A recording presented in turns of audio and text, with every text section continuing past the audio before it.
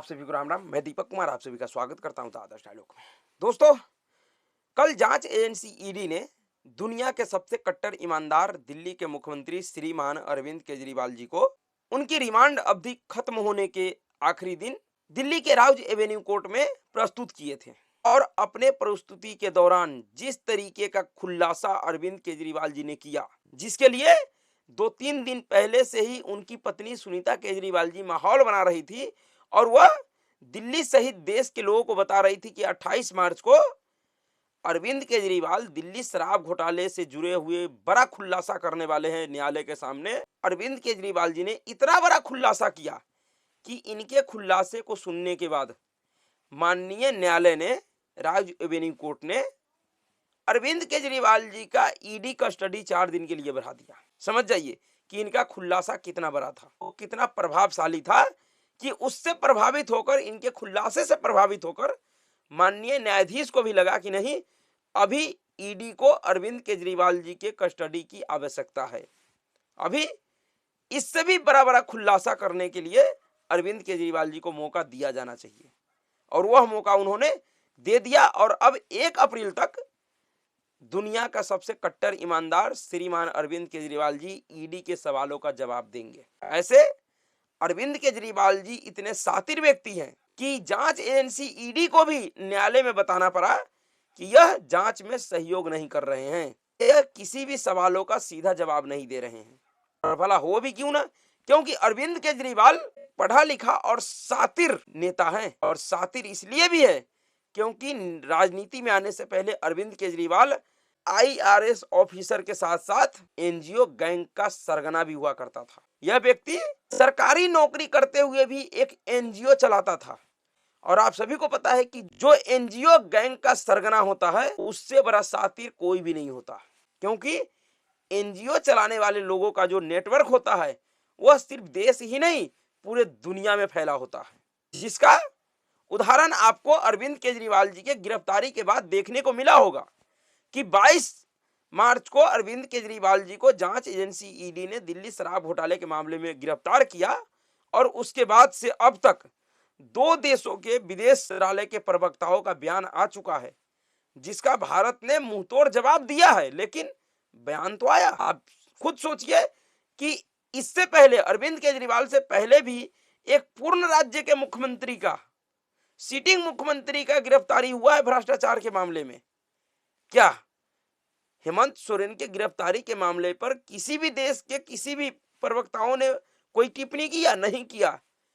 फिर ऐसा क्या कारण है कि अरविंद केजरीवाल जी के गिरफ्तारी पे पहले जर्मनी के विदेश मंत्री के मंत्रालय के प्रवक्ता और अब अमेरिका के विदेश मंत्रालय का प्रवक्ता, दोनों ही लोगों ने टिप्पणी दे दिया, अपना चिंता जाहिर कर दिया। अलग बात है कि इस समय जो सरकार में है, केंद्र में जिसका सरकार है नरेंद्र मोदी जी का, और उस सरकार का जो टीम है, खास करके विदेशी मामलों का जो मंत्री जयशंकर जी हैं, एस जयशंकर जी, उन्होंने और उनके टीम ने जर्मनी को भी और अमेरिका को भी जूते भिगा कर मारा है। दोनों को उसका औकात दिखाया है कि अपने औकात में रहो। बेवजह भारत के आंतरिक मामलों में हस्तक्षेप करने की कोई जरूरत नहीं है।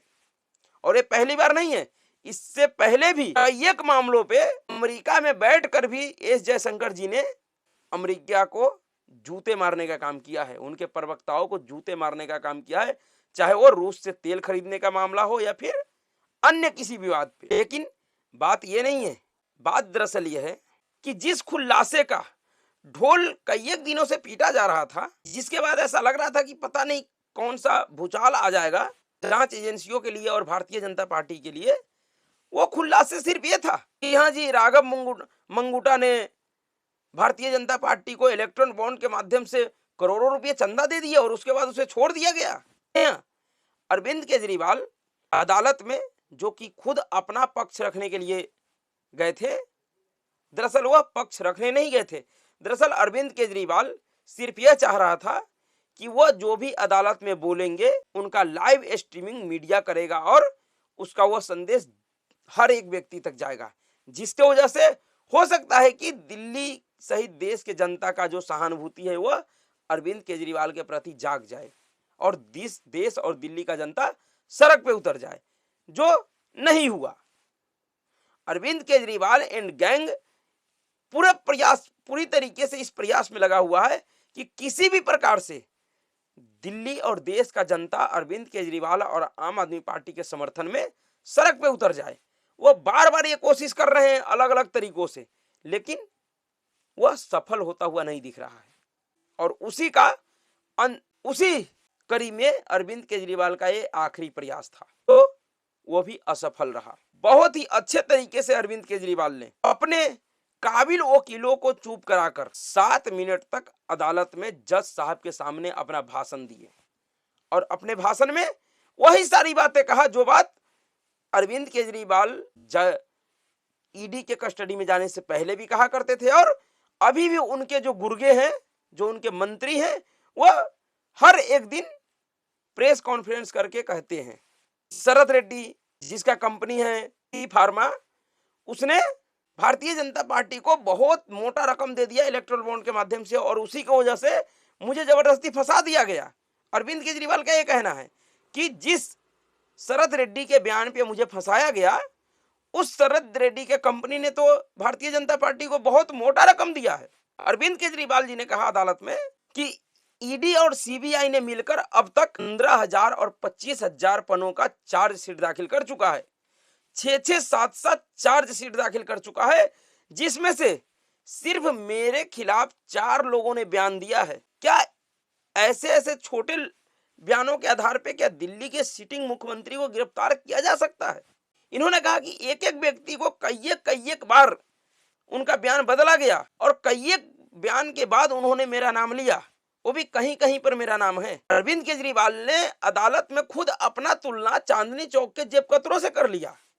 अरविंद केजरीवाल ने कहा कि जिस तरीके का आरोप मेरे ऊपर कुछ लोगों ने लगाए हैं, ऐसे आरोपों के आधार पे तो दिल्ली के चांदनी चौक के जेब कतरों को भी गिरफ्तार नहीं किया जा सकता है।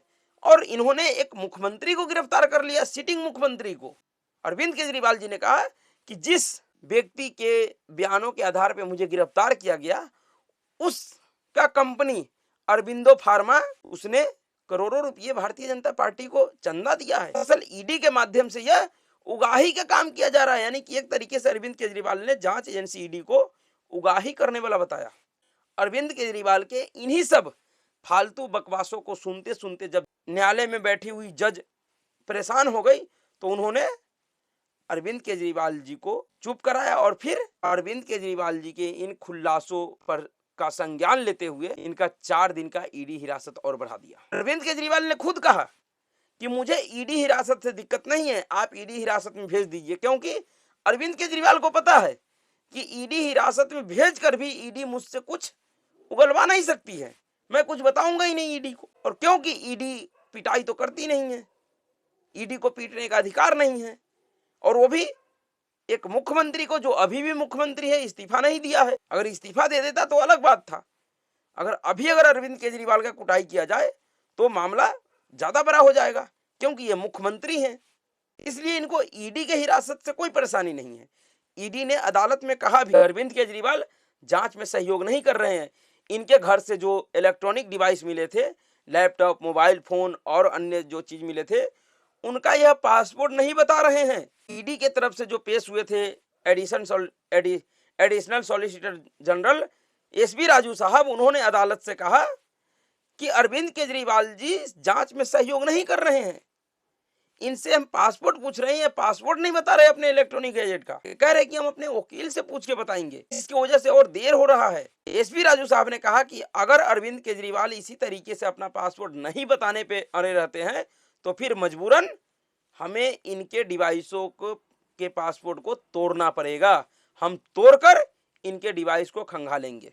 एक तरफ केजरीवाल एंड गैंग रोज कह रहा है कि अरविंद केजरीवाल के खिलाफ कोई सबूत नहीं है, इनके खिलाफ कोई सबूत मिला ही नहीं, तो भाई फिर अपने इलेक्ट्रॉनिक डिवाइस का पासपोर्ट देने से क्यों घबरा रहे हैं? दे दो। जांच तो सारे न्यायालय के निगरानी में हो रहा है ना, सीसीटीवी के निगरानी में होगा ना, जो भी जांच पड़ताल जो भी होगा सब सीसीटीवी के निगरानी में होना है। तो ऐसा तो है नहीं कि अगर पासपोर्ट बता दोगे तो जांच एजेंसी कोई कुछ अलग से तुम्हारे डिवाइस में डाल देगा। क्यों घबरा रहे हो अपना पासपोर्ट देने से? दरअसल केजरीवाल को पता लग गया है कि जिस तरीके के आरोपों में वो फंसे हैं, जिस तरीके का उन्होंने कुकर्म किया है, उनका जेल जाना तय है। उनके खिलाफ ठोस सबूत है जांच एजेंसियों के पास। लेकिन क्योंकि एक राजनीतिक ड्रामा करना है इनको, तो अरविंद केजरीवाल सहित जितने भी इनके गुर्गे हैं रोज प्रेस कॉन्फ्रेंस करते हैं और कहते हैं केजरीवाल के खिलाफ कोई सबूत ही नहीं मिला। जो घोटाला हुआ था, उस घोटाले में जो आरोप लगाया जा रहा है 100 करोड़ का, वो 100 करोड़ है कहाँ? पैसा कहाँ है? पैसा ही जब नहीं मिला तो घोटाला काहे का? अरे पैसा कोई ऐसा थोड़ी ना है कि ईंट पत्थर है कि अगर किसी ने एक बार दिया तो जहां रखा रहेगा वहां रखा जाएगा। पैसा तुमने लिए, गोवा के चुनाव में खर्च कर दिए। खुद ईडी अदालत में कह रही हैं कि गोवा के चुनाव में इन्होंने जो पैसे रिश्वत के तौर पे लिए शराब माफियाओं से, इन्होंने गोवा के चुनाव में खर्च किया और उसका मेरे पास डिटेल्स है। ऐसे कैसे वो पैसे को गोवा पहुंचाया गया मनी लॉन्ड्रिंग के जरिए, उसका पूरा मनी ट्रेल है मेरे पास। और उन्होंने बाकायदा हाई कोर्ट को दिखाया है। जिस दिन अरविंद केजरीवाल 22 मार्च को 21 मार्च के दिन दिल्ली हाई कोर्ट में गया था यह कहने के लिए कि हमें गिरफ्तारी से राहत दिया जाए, जांच एजेंसी ईडी को आदेश दिया जाए कि वो कोई कठोरात्मक कार्रवाई मेरे खिलाफ ना करे। तो उस समय दिल्ली हाई कोर्ट के 2 जजों की बेंच ने जांच एजेंसी ईडी के उन फाइलों को देखा था कि आपके पास ऐसा क्या साक्ष्य जिससे आप अरविंद केजरीवाल को गिरफ्तार करना चाहते हैं या आप उनको नोटिस पे नोटिस दिए जा रहे हैं, सम्मन दिए जा रहे हैं, बताइए। जांच एजेंसी ईडी ने अपना पूरा फाइल जिसमें अरविंद केजरीवाल के खिलाफ सबूत है वो हाई कोर्ट के जजों को दिखाया था उनके चेंबर में। उन साक्ष्यों को देखने के बाद ही हाई कोर्ट ने अरविंद केजरीवाल को किसी भी तरीके से राहत देने से इनकार कर दिया था, जिसके बाद ही ईडी ने शाम को इनके घर पे दबिश दिया और रात में इनको गिरफ्तार करके ले आया। तो नैरेटिव ये लोग चला रहे हैं कि सबूत नहीं मिला, जो पैसे घोटाले के आरोप लगाए जा रहे हैं वो पैसे नहीं बरामद हुए। अरे पैसे तो भाई तुमने खर्च कर दिए तो बरामद कहाँ होगा? और ऐसा नहीं है कि अरविंद केजरीवाल जी को अगर ईडी ने हिरासत में लिया है तो ऐसे ये टाइम पास कर देंगे, बल्कि अरविंद केजरीवाल जी ने जो गोवा में चुनाव लड़ा था, जिन प्रत्याशियों को इन्होंने प्रत्याशी बनाया था, जिनको पैसे दिया गया था खर्च करने के लिए चुनाव लड़ने के लिए, उन प्रत्याशियों को भी जांच एजेंसी ईडी ने सम्मन जारी करके दिल्ली में बुलाया है। और अब उनके साथ भी इनका आमना सामना होगा। तब फिर ये क्या करेंगे? तब इनके गुर्गे क्या नैरेटिव बनाएंगे? बड़ा खुलासा करेंगे। ऐसा खुलासा किया कि हो सकता है कि आज इनकी ईडी रिमांड खत्म हो जाती, इनको न्यायिक हिरासत में भेज दिया जाता, 4 दिन की और ईडी हिरासत बढ़ गई। फिर ये 1 तारीख के आएंगे, 1 तारीख के फिर से ये ऐसे ही कोई खुलासा करेंगे, फिर 3-4 दिन का इनका ईडी रिमांड बढ़ जाएगा। ईडी भी जब तक जितना उनको अधिकार है 14 दिन का रिमांड लेने का, जब तक पूरे 14 दिन इनको रिमांड में नहीं रख लेगा तब तक ईडी भी इनको छोड़ने वाला नहीं है। यह केजरीवाल को भी पता है। और अगर केजरीवाल को ऐसा लग रहा है कि इनका जो वकील है वह इनको ईडी रिमांड से सीधे बाहर ले आएंगे, इनको तिहाड़ नहीं जाना पड़ेगा, जिसका अरविंद केजरीवाल को डर है। अगर अरविंद केजरीवाल तिहाड़ चला जाता है तो अरविंद केजरीवाल के ऊपर तिहाड़ी होने का एक ठप्पा लग जाएगा। जिस तरीके से सुधीर चौधरी 1 महीने के लिए ही तिहाड़ जेल में गया था एक्सटॉर्शन के मामले में, और अभी भी जो उनको ट्रोल करने वाले लोग हैं वह उनको तिहाड़ी कहते हैं। अगर अरविंद केजरीवाल 15 दिन के लिए भी अगर तिहाड़ चला गया तो इनके ऊपर भी घोटाले के आरोप में तिहाड़ी होने का ठप्पा लग जाएगा, जो शायद अरविंद केजरीवाल नहीं चाहते हैं। लेकिन इनके चाहने न चाहने से थोड़ी ना कुछ होने वाला है। इनको तिहाड़ जाना है, यह तय है। इससे इनको कोई नहीं बचा सकता, चाहे वो रमेश गुप्ता जी हो या अभिषेक मनु सिंह भी हो या और भी कई सारे वकील हो। अभी हाई कोर्ट में अरविंद केजरीवाल से जुड़े हुए मामलों की सुनवाई चल रहा था, उसी समय additional solicitor general SV Raju साहब ने कहा कि ईडी के तरफ से भी दर्जनों वकील उतर सकते हैं अरविंद केजरीवाल के खिलाफ। ऐसा नहीं है कि ईडी वकीलों को नहीं उतार सकता है। तो पहले ही अरविंद केजरीवाल को स्पष्ट संदेश दे दिया गया है कि इस भ्रम में मत रहो कि तुम्हारे पास पूरा वकीलों का गैंग है तो तुम अदालतों में हड़ताल करवा के या फिर अदालत के ऊपर दबाव बना के प्रभावशाली वकीलों को हायर करके किसी तरीके का राहत पालोगे।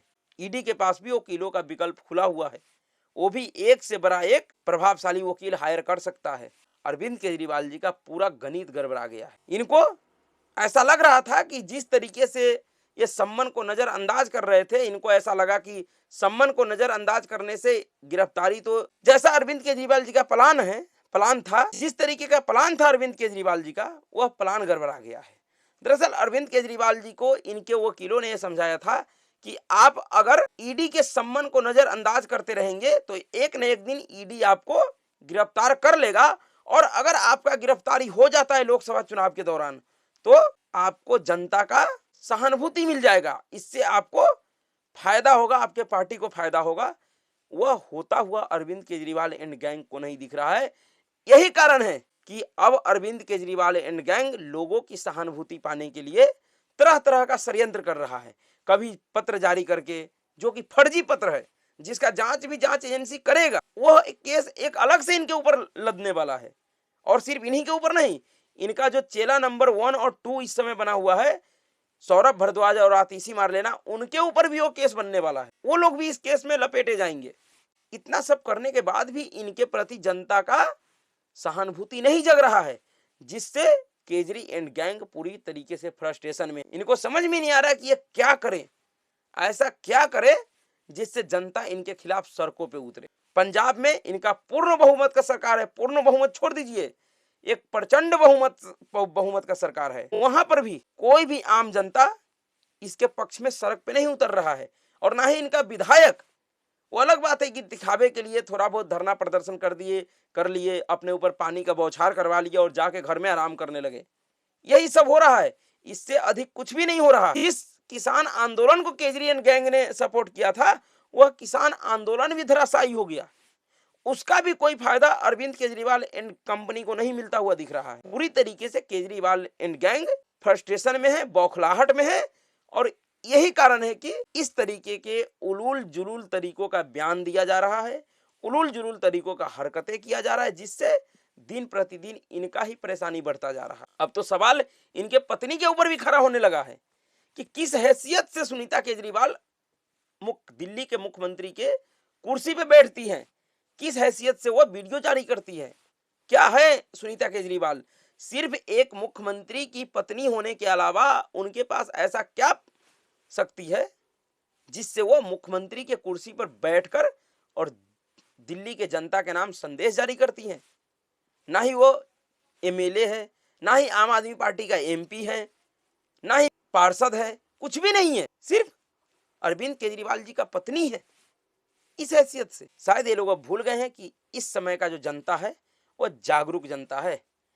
अब नेताओं के करतूतों को, राजनीतिक दलों के करतूतों को अच्छी तरीके से जानता है। यह जनता 20वीं और 19वीं सदी वाला जनता नहीं है कि नेता और राजनीतिक दल जो पढ़ा देते थे वो पढ़ लेते थे, जिधर कह देते थे उधर चले जाते थे। अब ऐसा नहीं है। अब जनता हर एक चीज को अपने तरीके से सोचती है, उस पर विचार करती है, उसके बाद उस पर अपना राय बनाती है। इसलिए अब जनता को भ्रमित करना या उनको छलना राजनीतिक दलों के लिए या नेताओं के लिए आसान नहीं है। जहां तक केजरी एंड गैंग का सवाल है तो इनका तो ना ही कोई विचारधारा है, ना ही इनका कोई कैडर है, कुछ भी नहीं है। यह सिर्फ और सिर्फ लोगों के सहानुभूति के आधार पे सत्ता में आ गए। तो सहानुभूति कब तक मिलेगा? ऐसा थोड़ी ना हमेशा हमेशा सहानुभूति मिलता रहेगा। एक बार मिल गया, 2 बार मिल गया, इससे ज्यादा सहानुभूति किसी भी नेता को आज तक कभी भी नहीं मिला है। नेता को राजनीति करना है किसी को तो उनको एक स्पष्ट विचारधारा रखना पड़ेगा, और उस विचारधारा के आधार पे अपना राजनीतिक जनाधार बनाना होगा, जो अरविंद केजरीवाल और आम आदमी पार्टी के पास ना है, न था और ना होगा। यही इनका सबसे बड़ा संकट है कि राजनीतिक जनाधार है नहीं, विचारधारा है नहीं पार्टी का, और सहानुभूति अब मिल नहीं रहा है। करे तो क्या करे? और ऐसे भी अब ये कुछ करने के स्थिति में है नहीं। अब जो भी करेगा दिल्ली और देश का जनता ही करेगा और न्यायालय करेगा। तो देखिए आगे आगे केजरी एंड गैंग के साथ क्या क्या होता है। तो अभी के लिए इतना ही। अगर आपको वीडियो अच्छा लगा तो वीडियो को लाइक कीजिएगा, शेयर कीजिएगा, चैनल को सब्सक्राइब कीजिएगा। नमस्कार।